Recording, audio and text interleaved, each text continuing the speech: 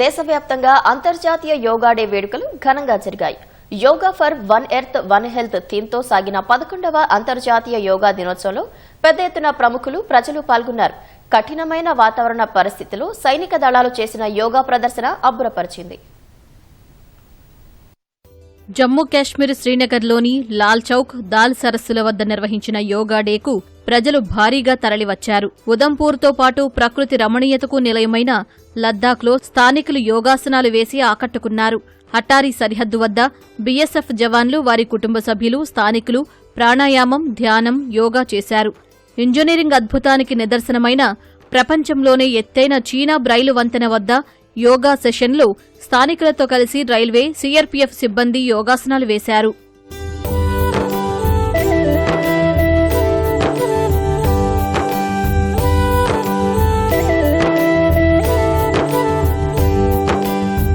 పశ్చిమ బంగాల్లోని సిలిగుడిలో బీఎస్ఎఫ్ జవాన్లు యోగా నిర్వహించారు. లద్దాఖ్లోని ప్యాంగ్యాంగ్ సో సరస్సు వద్ద మంచుకొండల్లో ఐటీబీపీ జవాన్లు 14,200 అడుగుల ఎత్తులో యోగా చేశారు.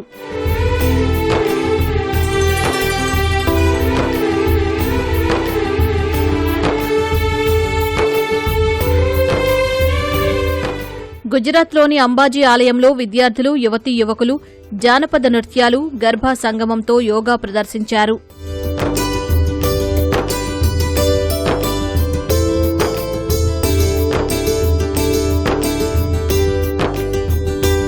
రాజస్థాన్లోని బికనీర్లో మండుతున్న ఇసుక తిన్నెలపై యువకుల బృందం యోగా సాధన చేసింది. రాజస్థాన్ వైవిధ్యతను తెలిపేందుకు ఇలా చేసినట్లు ఔత్సాహికులు తెలిపారు.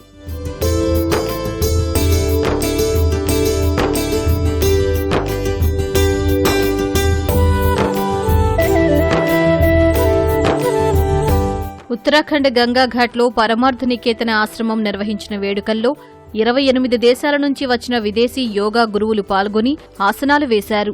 మణిపూర్ ఇంఫాల్లో ఎన్సీసీ క్యాడెట్లు పర్యాటక ప్రదేశం మార్జింగ్ పోలో విగ్రహం వద్ద ధ్యానం, యోగా చేశారు.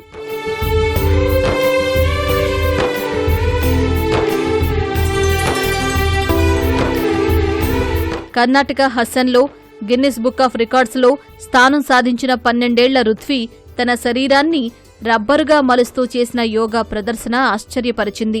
మైసూరు ప్యాలెస్లో జరిగిన యోగా డేలో అనేక మంది పాల్గొన్నారు.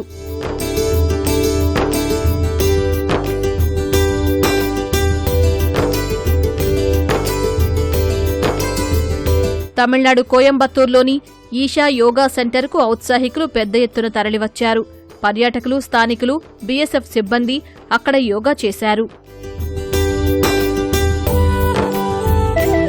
అండమాన్ నికోబార్ దీవుల్లో యువత, విద్యార్థులు యోగా ప్రదర్శన చేశారు. బీచ్లో పలు ఆసనాలు వేశారు. యూపీ సంభాల్ జిల్లాలోని ఓ మదర్సాలో ముస్లింలు ఉత్సాహంగా యోగా వేడుకల్లో పాల్గొన్నారు. ఆరోగ్యం కోసం ప్రభుత్వం చేపట్టిన ఈ చొరవను ప్రశంసించారు. ఢిల్లీలోనూ హజ్ కమిటీ నిర్వహించిన యోగా వేడుకలో ముస్లింలు పెద్ద ఎత్తున పాల్గొన్నారు.